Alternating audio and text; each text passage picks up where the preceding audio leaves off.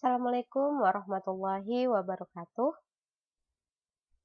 Saya mahasiswa Ikmi Rizkina angkatan tahun 2028. Baiklah, sebelumnya saya ingin memperkenalkan dulu kampus saya, Ikmi Rizkina Bekasi. Ikmi Rizkina merupakan yang pertama di Bekasi dalam bekerja sama dengan perusahaan raksasa dunia, yaitu Microsoft dan Autodesk. Melalui Certiport, sehingga lulusan IKMI mendapat ijazah D3 terakreditasi dan sertifikasi internasional dari Microsoft ataupun Autodesk untuk menghasilkan lulusan yang siap bersaing dalam globalisasi tenaga kerja tahun 2015 dengan kompetensi yang diakui secara internasional. Ikmi Rizkina, kampus utama terletak di Jalan Yes Sudarso, Ruko Plaza Cikarang, Blok A4 sampai A5 Cikarang, Kota Bekasi, kode pos 17530.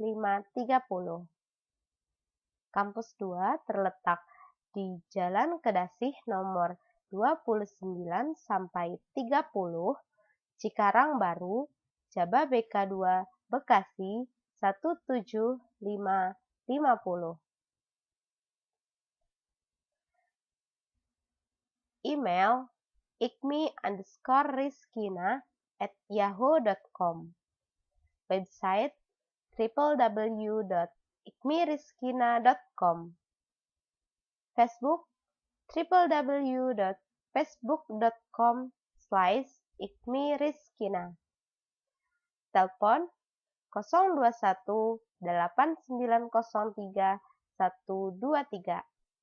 HP 085 287 204 567. Baiklah kawan-kawan, sebelumnya saya ingin memperkenalkan dulu. Nama saya adalah Arbiah. Saya mahasiswa semester 6 dari Ikmi Rizkina, khususnya dari jurusan akuntansi komputer. Tujuan saya membuat video ini adalah untuk memenuhi tugas kewarganegaraan.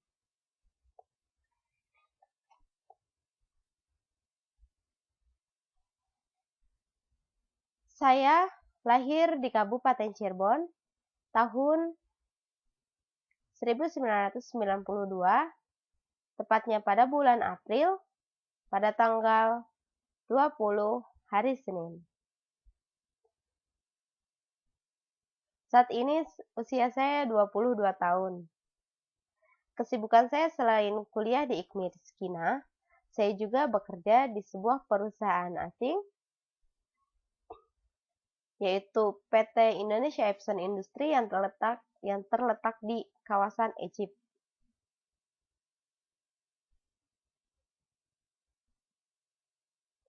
Kuliah di Ikmi Rizkina sangat fleksibel dan menyenangkan. Saya masih bisa tetap bekerja dan bisa juga mengikuti lembur tanpa mengganggu waktu belajar saya di Ikmi Rizkina. Baiklah, seperti tujuan saya dari awal, yaitu saya akan memberikan penjelasan mengenai materi kewarganegaraan. Di sini saya akan menjelaskan mengenai norma-norma dalam kehidupan bermasyarakat. Langsung saja, hakikat norma, kebiasaan, adat istiadat, dan peraturan di dalam masyarakat. Hakikat norma dalam bahasa Latin atau kaedah bahasa Arab adalah norma adalah aturan-aturan yang menjadi pedoman bagi segala tingkah laku manusia dalam pergaulan hidup, sehingga kepentingan masing-masing dapat terpelihara dan terjamin. Ini menurut A.T. Sugeng Priyanto dan kawan-kawan pada tahun 2008. Menurut Kamus Bahasa Indonesia, norma adalah aturan atau ketentuan yang mengikat warga kelompok dalam masyarakat, dipakai sebagai panduan, tatanan, dan pengendalian tingkah laku yang sesuai dan diterima. Norma adalah kaidah atau aturan yang disepakati dan memberi pedoman tingkah laku bagi para anggotanya dalam mewujudkan sesuatu yang dianggap baik, benar, dan diinginkan. Ini menurut tim Abdi Guru pada tahun 2006. Macam-macam norma berdasarkan pembagiannya. Yang pertama, norma berdasarkan isinya. Ada dua. Yang pertama yaitu perintah adalah kewajiban bagi setiap orang untuk berbuat sesuatu oleh karena akibatnya dipandang baik. Yang kedua, larangan adalah merupakan kewajiban seseorang untuk tidak berbuat sesuatu oleh karena akibatnya dipandang tidak baik. Norma berdasarkan sifatnya juga ada dua. Yang pertama yaitu formal atau resmi, berupa aturan-aturan tertulis yang berasal dari lembaga atau institusi resmi seperti SK, Perda, PP, undang-undang, dan sebagainya yang bersumber dari negara.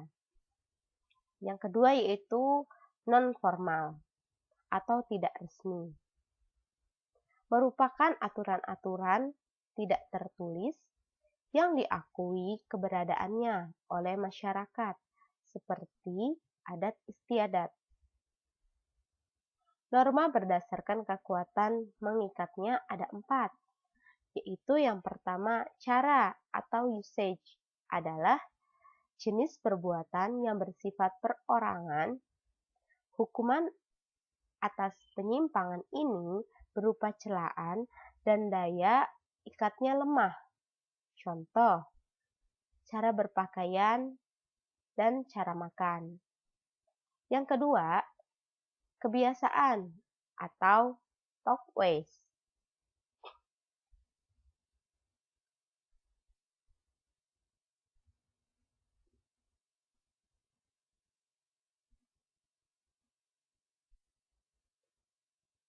Kebiasaan atau talkways adalah perbuatan yang dilakukan berulang-ulang dengan pola yang sama dan tetap karena dianggap baik.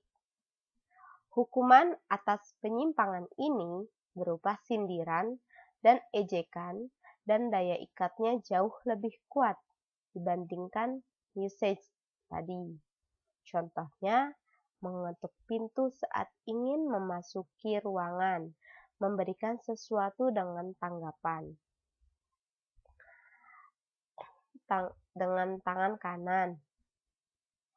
Maksudnya, contoh mengetuk pintu pada saat ingin memasuki ruangan, memberikan sesuatu dengan tangan kanan. Yang ketiga, tata kelakuan atau mores adalah perilaku yang ditetapkan oleh masyarakat sebagai perilaku yang baik dan diterima sebagai norma pengatur dan pengawas anggota-anggotanya. Hukumannya tegas dan jelas. Contoh, seorang siswa mencuri uang temannya.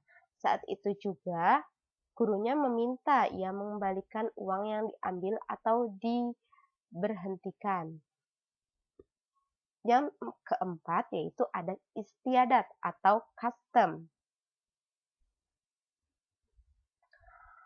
Adat istiadat atau custom adalah pola-pola perilaku yang diakui sebagai hal yang baik dan dijadikan sebagai hukum tidak tertulis dengan sanksi yang berat.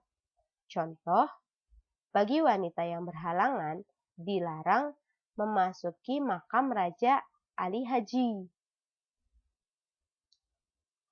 Norma berdasarkan jenisnya terdiri dari 4 macam, yaitu norma agama, peraturan hidup yang harus diterima manusia sebagai perintah-perintah larangan, sebagai perintah-perintah, larangan-larangan, dan ajaran-ajaran yang bersumber dari Tuhan Yang Maha Esa.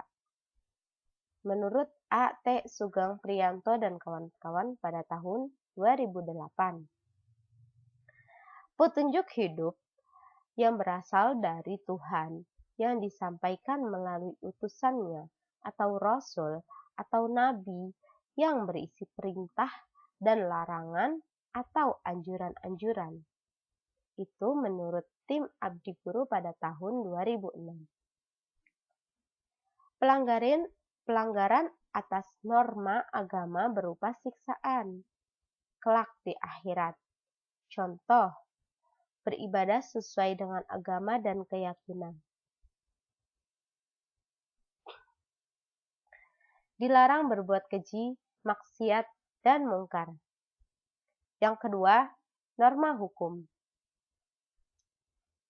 Peraturan-peraturan yang timbul dan dibuat oleh lembaga kekuasaan negara menurut A. T. Sugeng Priyanto dan kawan-kawan pada tahun 2008. Pedoman hidup yang dibuat oleh lembaga negara atau lembaga politik suatu masyarakat bangsa menurut tim Abdi Guru pada tahun 2006.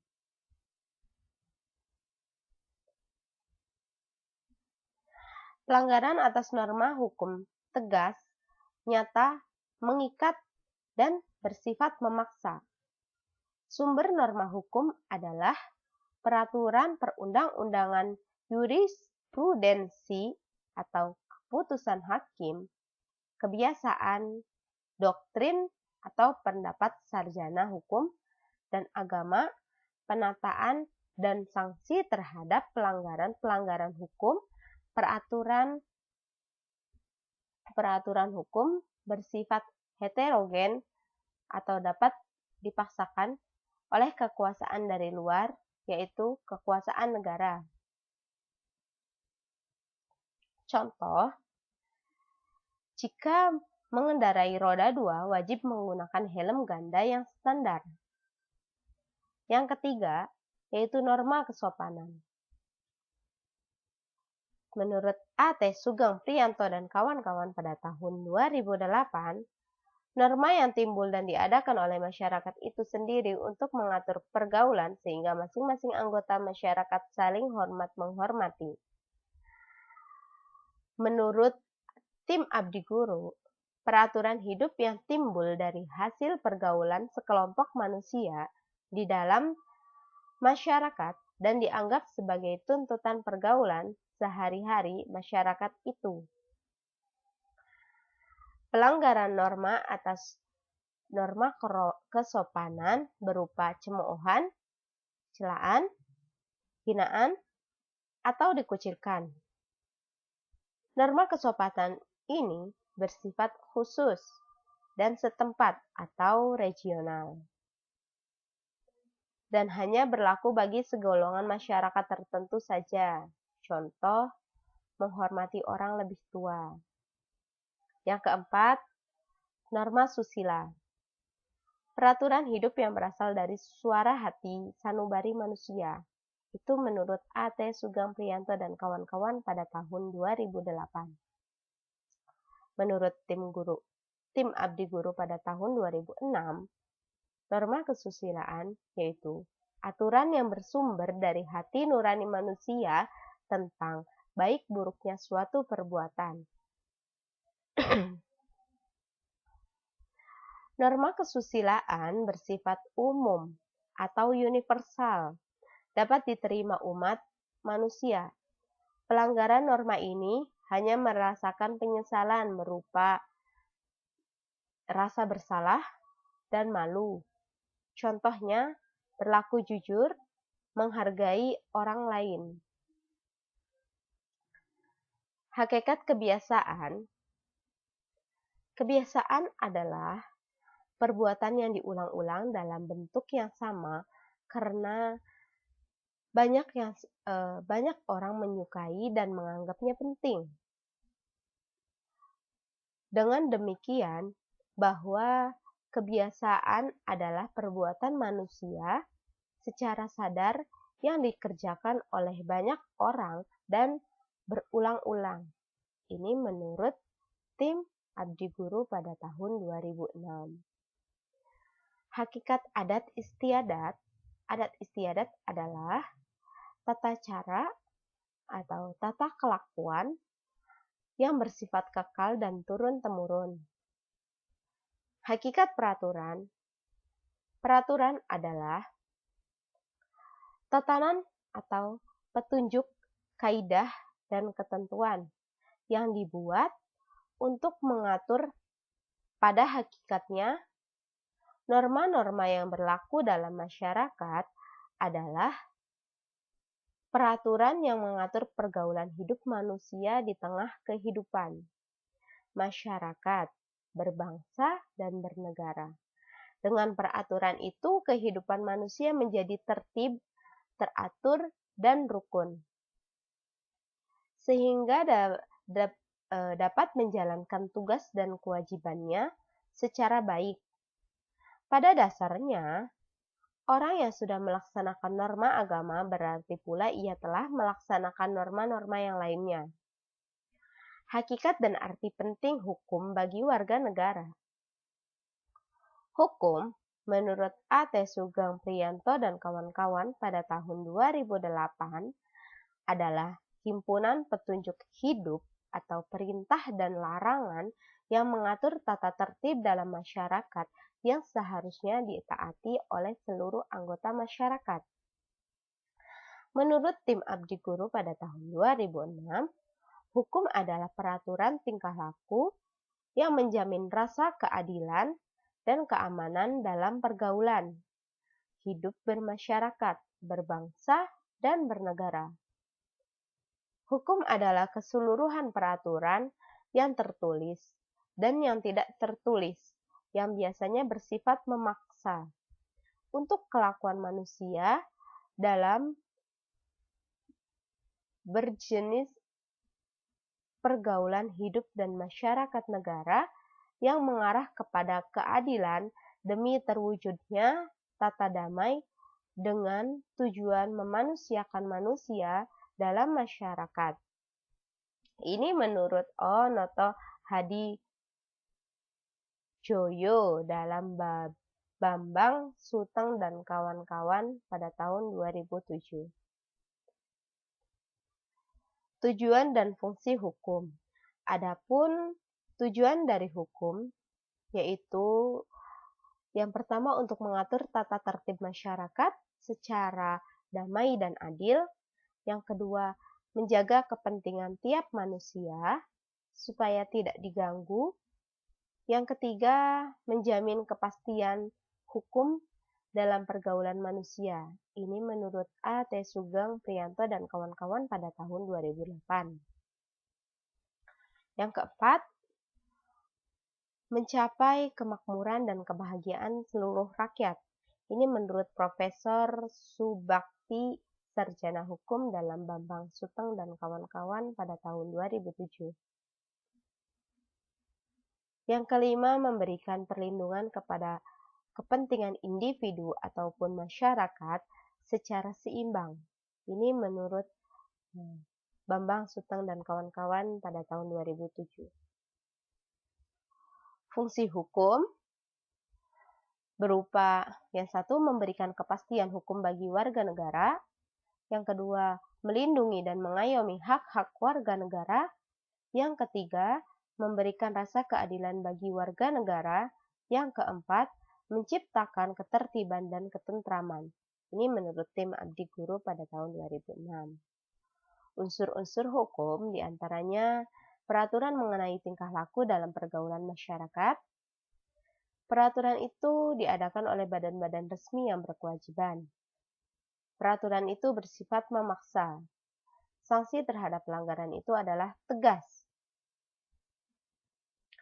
Macam-macam pembagian hukum.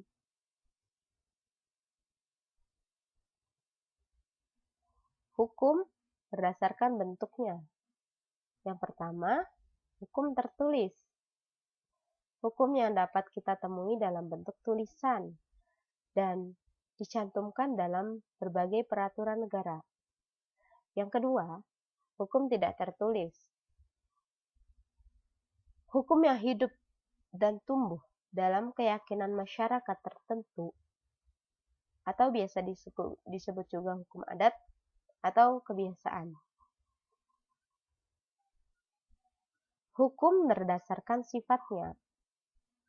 Yang pertama, hukum yang memaksa, yaitu hukum yang dalam keadaan bagaimanapun juga harus dan mempunyai paksaan mutlak. Yang kedua, hukum yang mengatur. Hukum pelengkap, yaitu hukum yang dapat dikesampingkan apabila pihak-pihak yang bersangkutan telah membuat peraturan sendiri dalam suatu perjanjian. Ini menurut CST Kansil Sarjana Hukum pada tahun 1979. Hukum berdasarkan isinya, yaitu ada hukum privat atau hukum sipil.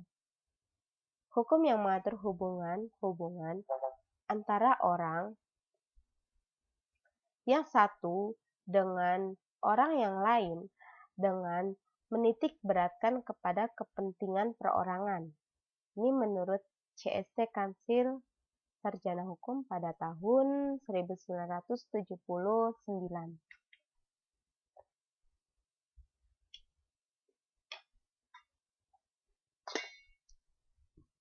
Dalam arti luas, hukum sipil meliputi hukum perdata, yaitu peraturan hukum yang mengatur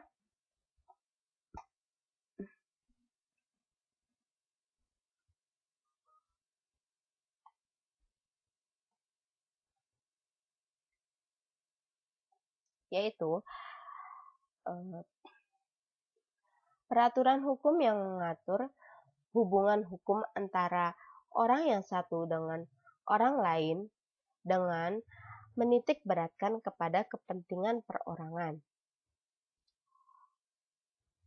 Hukum perdata meliputi hukum perorangan, yaitu hukum yang memuat peraturan tentang manusia sebagai subjek hukum dan tentang kecakapan untuk memenuhi hak-hak dan untuk bertindak sendiri melaksanakan hak-haknya itu.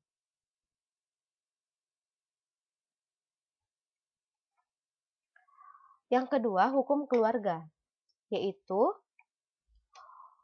hukum yang memuat aturan tentang perkawinan beserta hubungan dalam hukum harta kekayaan antara suami istri, tentang hubungan orang tua, anak, perawalian, dan pengampunan. Yang ketiga, hukum harta kekayaan, yaitu hukum yang mengatur hubungan hukum yang dapat dinilai dengan uang.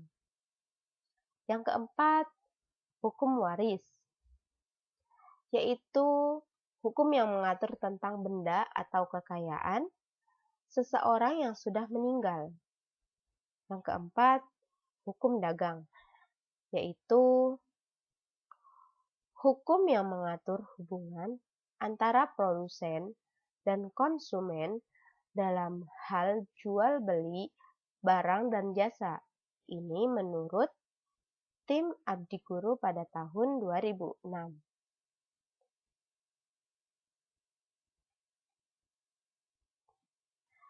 Sedangkan dalam arti sempit meliputi hukum perdata saja. Yang kedua, Hukum publik atau hukum negara, hukum yang mengatur hubungan antara negara dengan alat-alat perlengkapan atau hubungan antara negara dengan perseorangan atau warga negara. Hukum publik meliputi hukum tata negara, yaitu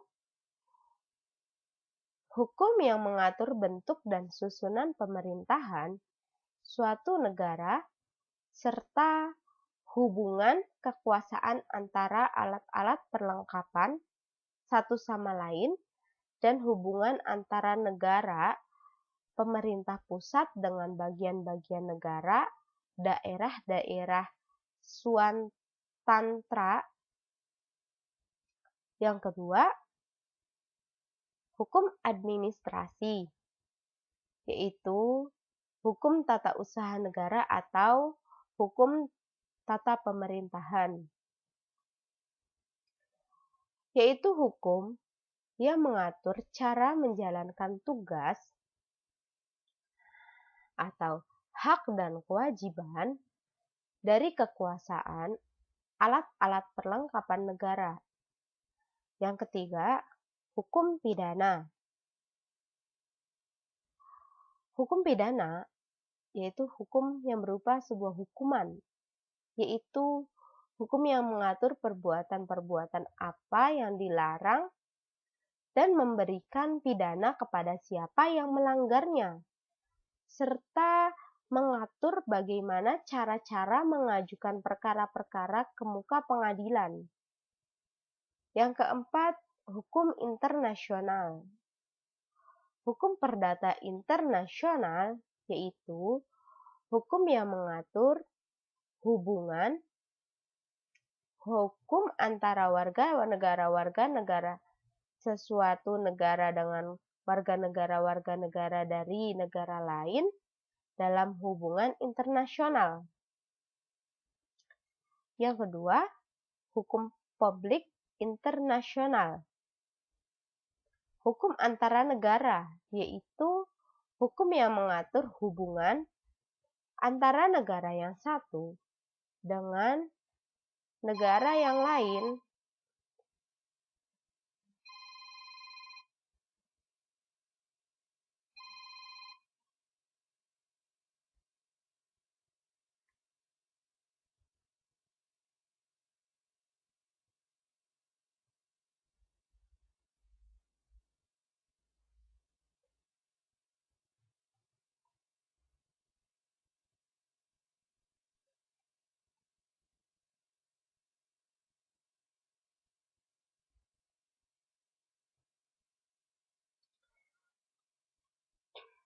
Hukum publik internasional yaitu hukum antara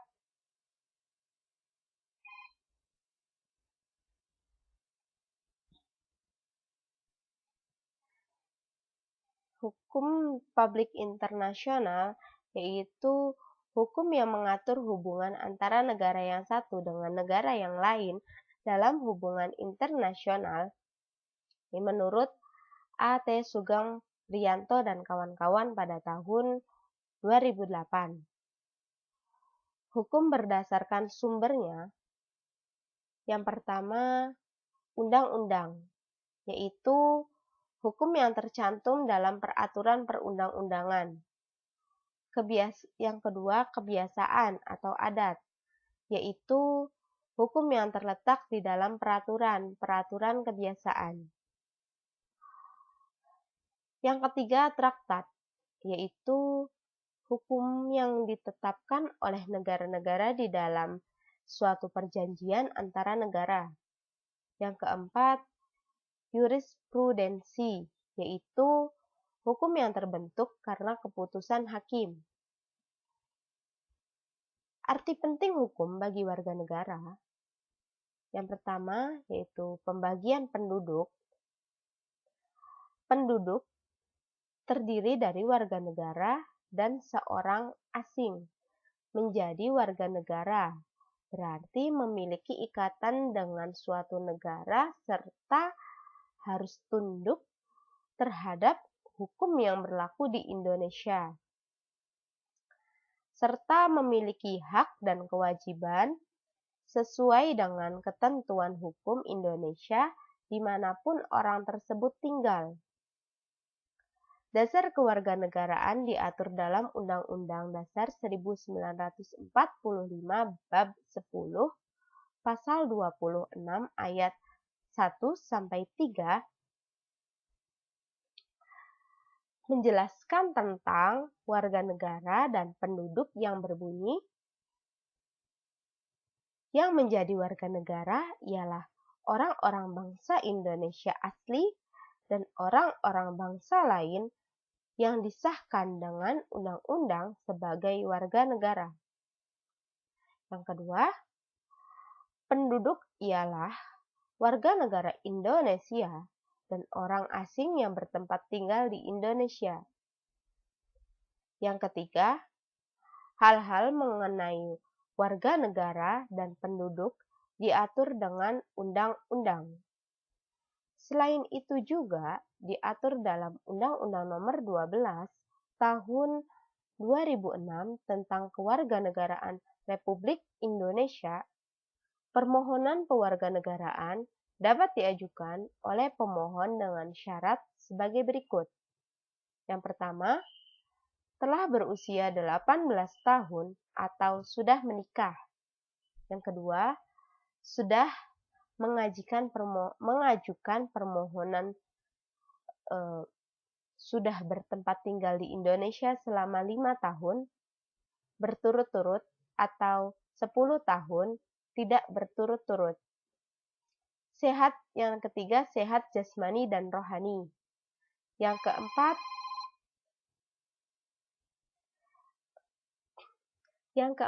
dapat berbahasa Indonesia serta mengakui dasar negara Pancasila dan Undang-Undang Dasar Republik Indonesia tahun 1945. Yang kelima, tidak pernah dijatuhi pidana karena melakukan tindak pidana yang diancam dengan pidana penjara 1 tahun lebih. Yang keenam, tidak dibenarkan menjadi kewarganegaraan ganda. Yang ketujuh, mempunyai pekerjaan dan penghasilan tetap. Yang kedelapan, membayar uang pewarganegaraan ke kas negara.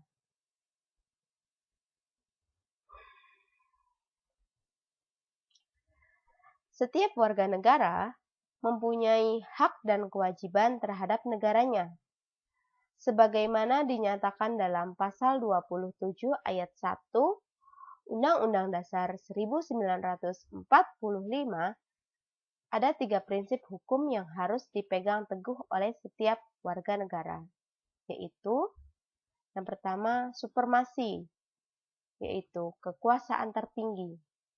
Hukum, artinya hukum menjadi kaidah tertinggi yang mengatur segenap kehidupan bersama, dan orang yang melanggar hukum harus dihukum. Yang kedua, kedudukan yang sama di depan hukum. Maksudnya, hukum tidak memandang perbedaan jabatan, pangkat, dan kekayaan.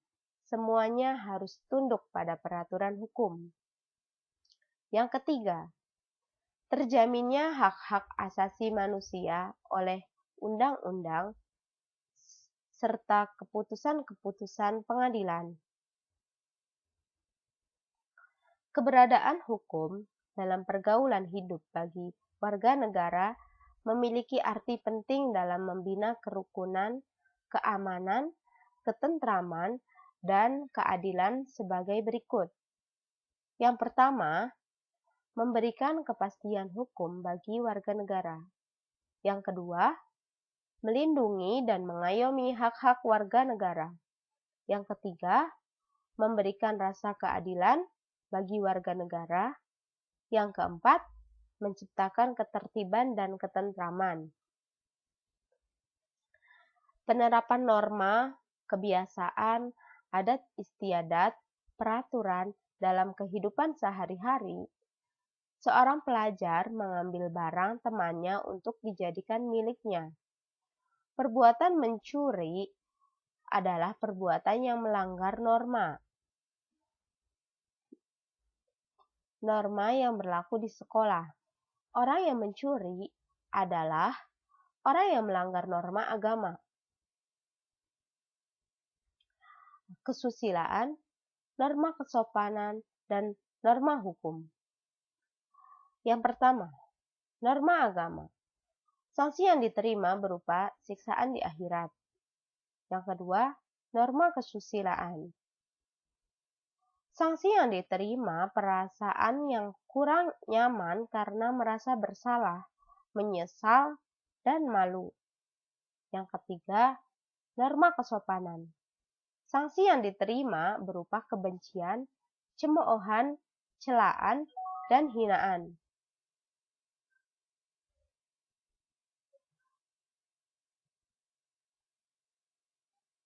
Yang keempat yaitu norma hukum. Sanksinya berupa proses hukum dan dihukum sesuai dengan aturan yang berlaku. Ini menurut tim Abdi Guru pada tahun 2006. Baiklah, cukup banyak yang sudah saya jelaskan mengenai norma dalam bermasyarakat, begitu juga dengan hukum-hukum yang berlaku, hukum yang ditetapkan di Indonesia juga. Maka marilah kita semua sebagai manusia yang sehat jasmani dan rohani, mari kita jaga norma kita untuk menjaga kehidupan kita agar baik dalam bermasyarakat dan juga baik untuk diri kita sendiri. Demikianlah materi mengenai kewarganegaraan yang bisa saya sampaikan. Kurang dan lebihnya saya mohon maaf. Semoga ini bisa bermanfaat untuk kita semua dan bisa mengulas kembali informasi-informasi yang mungkin ini merupakan materi dulu yang kita sekolah sejak di bangku SD atau SMP. Alangkah baiknya jika kita mengulas kembali dan mengingatnya kembali untuk bisa diterapkan dan diaplikasikan untuk kehidupan kita.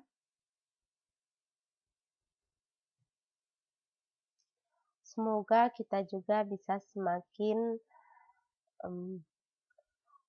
tergugah hatinya untuk lebih membiasakan diri untuk mematuhi peraturan-peraturan dan hukum-hukum yang ada di negara tercinta kita, Indonesia.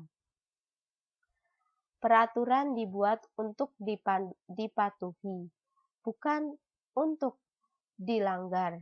Namun banyak sekali masyarakat yang berpikir bahwa aturan dibuat untuk dilanggar.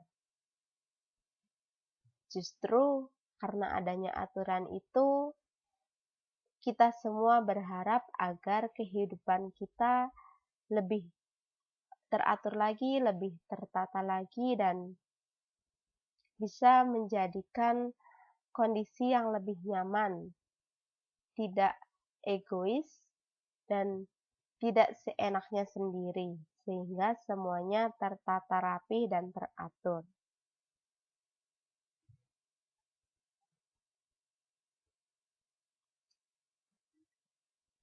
Baiklah, mungkin hanya itu penyampaian dari saya untuk mata kuliah kewarganegaraan ini. Kurang dan lebihnya saya ucapkan mohon maaf dan terima kasih. Semoga ini bisa bermanfaat untuk kita semua. Amin ya Rabbal 'Alamin. Demikian penjelasan materi dari saya. Assalamualaikum warahmatullahi wabarakatuh.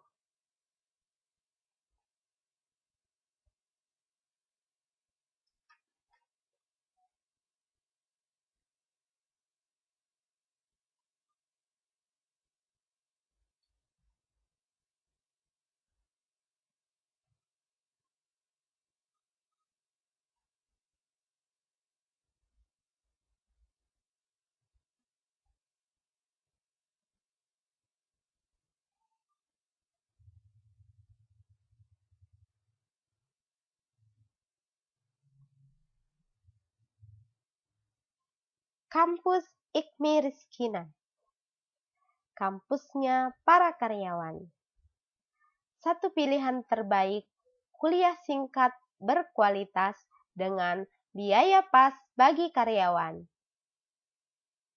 Proses diploma dalam 2 tahun lebih dilengkapi sertifikasi internasional yang akan menjadikan Anda unggul dalam globalisasi dunia kerja tahun 2015.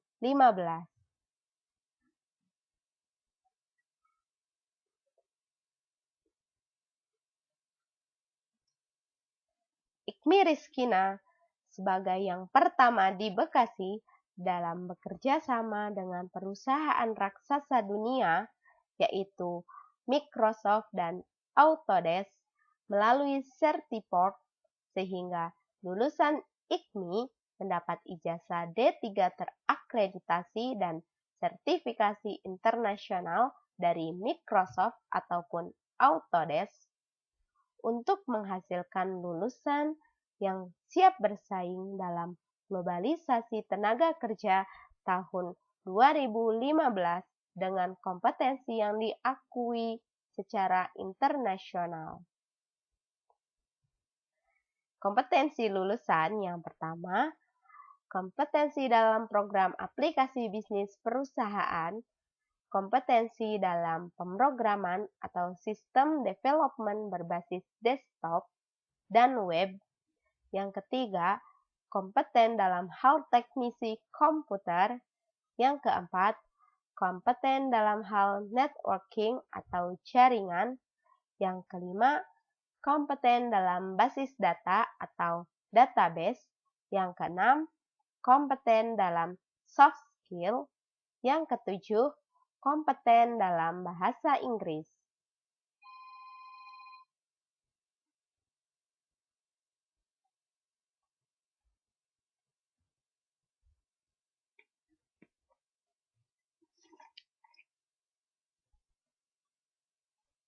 IKMI Rizkina memiliki 3 jurusan, yaitu teknik komputer, diantaranya teknik informatika dan sistem informatika, dan akuntansi komputer.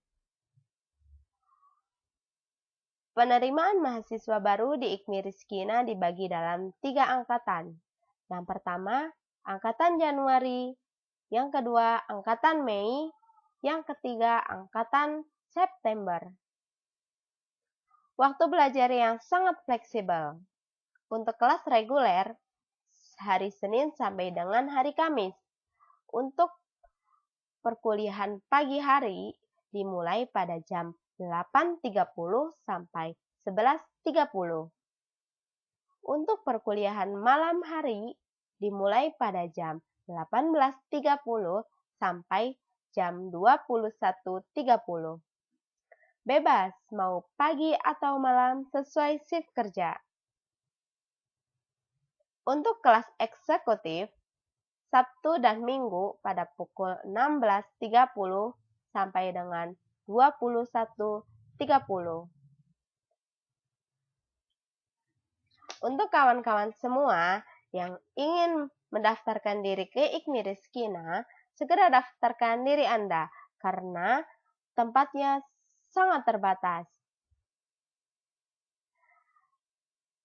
Datang langsung ke kampus utama di Jalan Yosudarso, Ruko Plaza Cikarang, Blok A4-A5, Cikarang Kota, Bekasi. Kode pos 17530. Atau bisa kirim email di ikmi_rizkina@yahoo.com atau melalui website di www.ikmirizkina.com.